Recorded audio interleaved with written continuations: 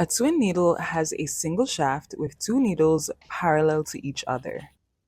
A twin needle creates two parallel lines of straight stitches on the right side of the fabric with a zigzag stitch on the wrong side of the fabric.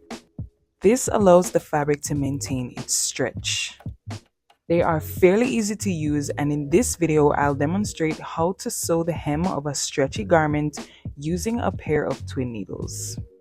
The flat part of the needle shaft goes to the back of the sewing machine, and each needle eye needs to be threaded individually, which means that you'll need an extra spool of thread. A hack for this is to use a bobbin as your spool. In order to make sure that your twin needle is operating at its best, test sew on a scrap piece of fabric. Set your stitch length to 3.5 or 4 millimeters and your tension to 5. You can increase or decrease the tension based on how your scrap fabric turns out. Fold your hem the way you want it to be and pin to hold it in place. Sew on the right side of the fabric all the way around, keeping your stitching as straight as possible.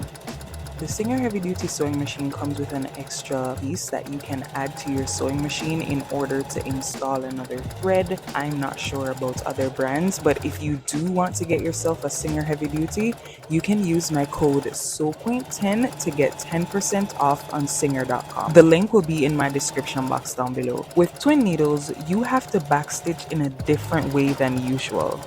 When you get back to where you started, instead of backstitching using the reverse button, set your stitch length to 0 and sew in place for at least 5 stitches. Now you can take your fabric out and inspect your hem.